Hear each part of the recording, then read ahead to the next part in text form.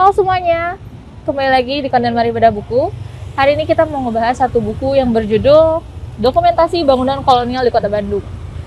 Nah, untuk konsep kali ini kita akan sedikit berbeda nih, di mana kita mau ngajakin teman-teman semua jalan-jalan ke berbagai tempat yang ada di buku ini.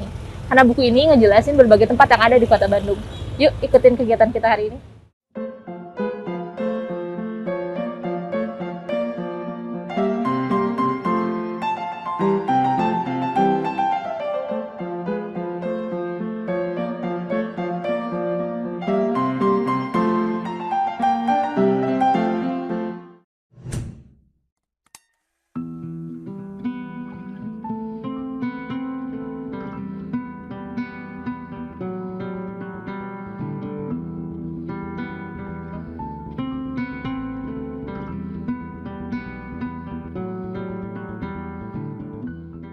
Oke, sekarang kita lagi ada di tempat yang pertama, yaitu Museum Konferensi Asia Afrika, berlokasi di Asia Afrika nomor 65 Jalan Braga, Bandung. Menurut informasi yang ada di buku ini, museum ini merupakan museum sejarah politik luar negeri yang berlokasi di bagian timur di Gedung Merdeka Bandung. Dibangun pada tahun 1940 oleh arsitek A.F. Alberts dan gaya arsitektur modernisme with Art Deco influences. Nah, sedangkan gedung ini dibangun untuk pertama kalinya pada tahun 1895. Dan selanjutnya secara berturut-turut pada tahun 1920. Dan pada tahun 1928 gedung tersebut dibangun kembali sehingga menjadi bentuk gedung yang sekarang. Adapun tujuan didirikan gedung ini adalah yang pertama, menyelamatkan, mengumpulkan, memelihara, mengolah dan menyajikan untuk umum peninggalan-peninggalan dan informasi yang berkaitan dengan konvensi Asia Afrika dan latar belakang serta pengembangan dari konvensi tersebut. Yang kedua, mengumpulkan, mengolah, dan menyajikan untuk umum buku-buku, majalah, surat kabar, penerbitan lain, dokumen, dan lain-lain yang berisi uraian dan informasi mengenai kegiatan dan peranan bangsa-bangsa Asia Afrika dalam percaturan politik dan kehidupan dunia, serta tentang sosial budaya mereka guna menunjang kegiatan-kegiatan pendidikan dan ilmiah di kalangan pemuda bangsa Indonesia dan pemuda-pemuda dari bangsa Asia Afrika lainnya. Lalu yang ketiga, gedung ini juga dibangun dengan tujuan untuk menunjang usaha-usaha untuk menciptakan saling pengertian dan persamaan pendapat serta meningkatkan volume kerjasama di antara bangsa. Yang keempat, menunjang usaha-usaha dalam rangka pengembangan kebudayaan nasional, pendidikan generasi muda, dan peningkatan pariwisata. Oke, itu tadi sedikit penjelasan mengenai Museum Konferensi Asia Afrika. Buat teman-teman yang mau datang ke sini, boleh banget bisa langsung dicek aja jadwalnya. Kita lanjut ke lokasi yang kedua.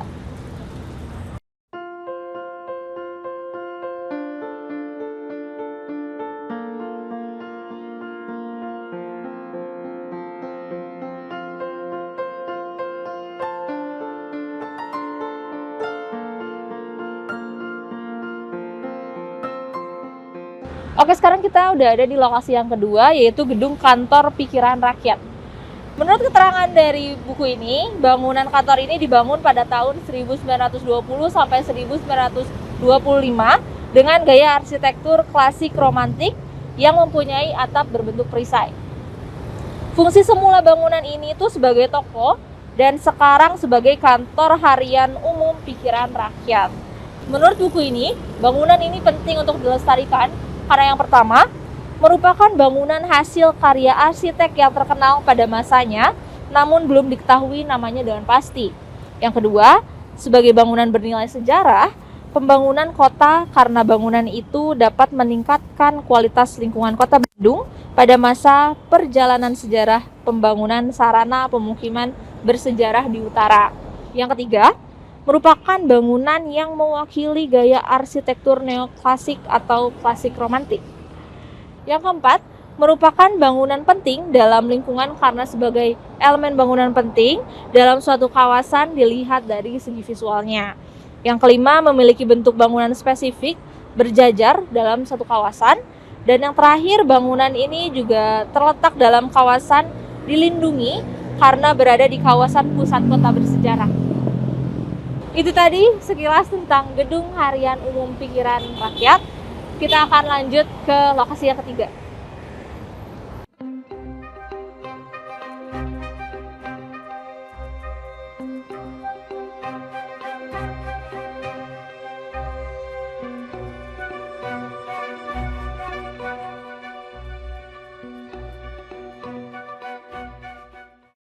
Halo teman-teman, sekarang kita berada di Hotel Savoy Homan.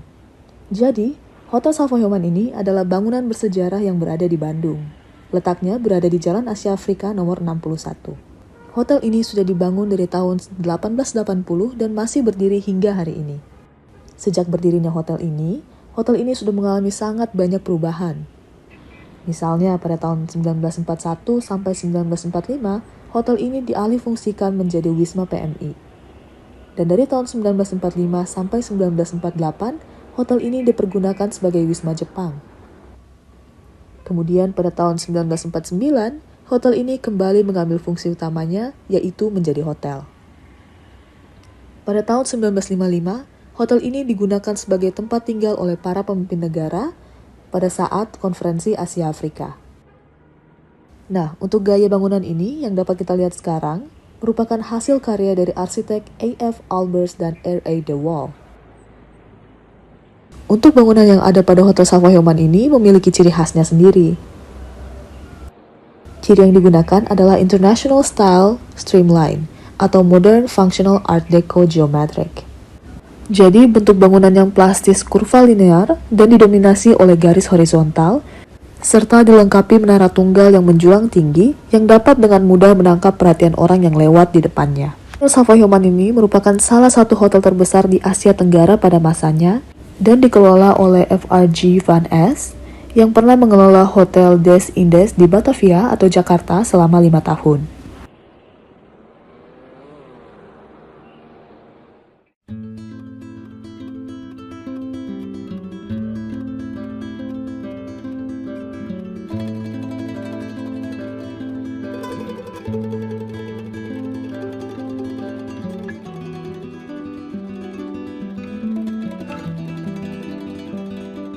Teman-teman, sekarang kita ada di lokasi keempat, yaitu Toko Padang. Toko Padang ini berada di persimpangan Jalan Asia Afrika dan Jalan Homan. Nah, kalau kita lihat, Hotel Savoy Homan yang baru saja kita omongkan itu berada tepat di sebelah Toko Padang ini. Nah, Toko Padang ini, menurut bukunya, didirikan pada tahun 1920 dengan gaya arsitektur klasik romantik. Toko Padang sendiri telah mengalami banyak sekali alih fungsi, mulai dari rumah, kemudian dialihfungsikan menjadi Toserba, dan sekarang dialihfungsikan menjadi Bank OCBC NISP. Nah, ini adalah Toko Padangnya. Kelihatan masih terawat dengan sangat baik. Pada versi yang berada di buku ini, Toko Padang ini masih sedikit terbengkalai, namun karena telah dialihfungsikan, Toko Padang terlihat sangat layak dan sangat terawat.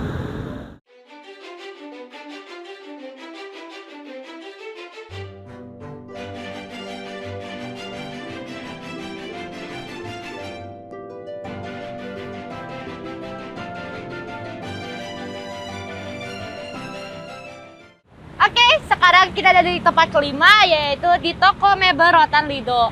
Tempatnya masih dekat kok sama tadi tempat-tempat sebelumnya yang udah di-review sama kita. Oke, aku bakal jelasin tempat ini tempat apa sih? Tempat ini, menurut pemiliknya, dibangun pada tahun 1920.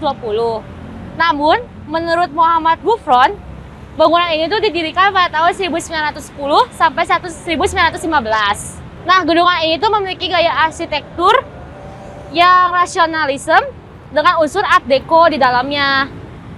Nah, bangunan ini tuh bernilai sejarah pembangunan kota dan gaya mewakili gaya arsitektur modern fungsional atau Art Deco. Merupakan bangunan yang langka dan juga unik di kota bersejarah yang dilindungi.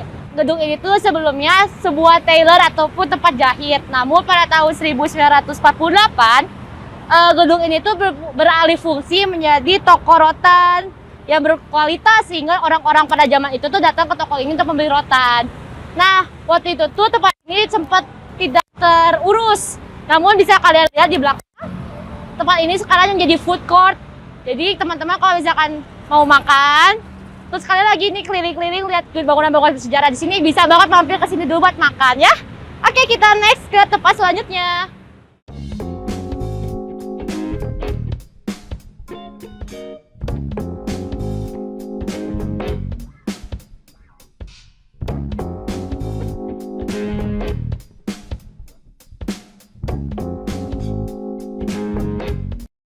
Oke, sekarang kita ada di tempat ke-6, yaitu di Bank Mandiri.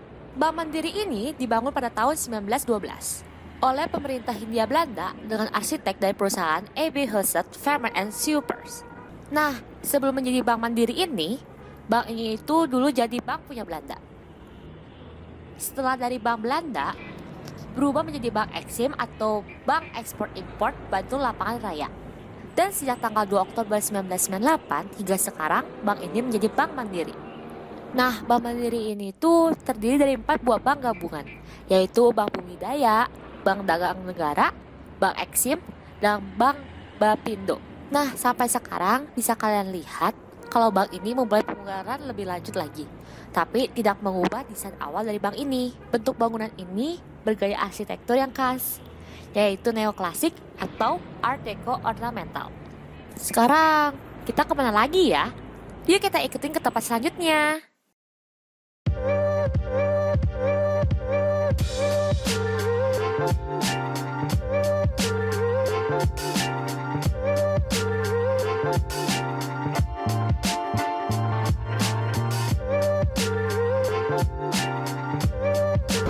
Halo teman-teman, sekarang kita ada di tempat selanjutnya, bangunan bersejarah yang ada di Kota Bandung. Di belakang sini, kita bisa melihat ada toko Suara. Toko ini dibangun antara tahun 1930 sampai 1935 dengan gaya arsitektur modern, fungsional yang dirancang oleh arsitek ternama bernama C.P. Wolf Schumacher. Semula, toko ini berfungsi sebagai toko dan hotel. Tapi untuk saat ini, yang digunakan hanya lantai dasarnya saja. Lantai 2-nya sekarang ada di kondisi yang tidak terawat. Bangunan ini penting untuk dilestarikan karena yang pertama, merupakan hasil karya arsitek ternama pada masanya namun belum diketahui dengan nama pastinya.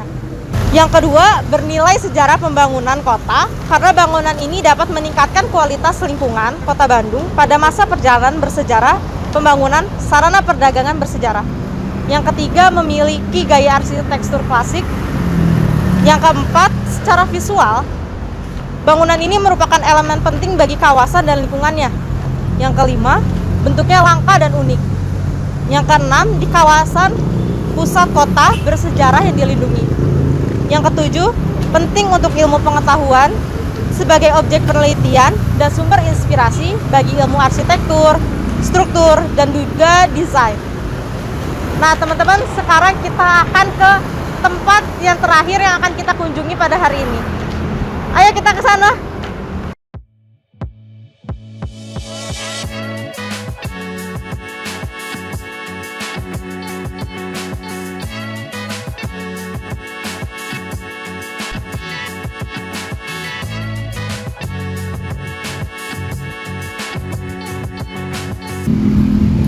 Halo teman-teman, sekarang kita ada di bangunan bersejarah di Kota Bandung yang terakhir yang kita akan kunjungi hari ini.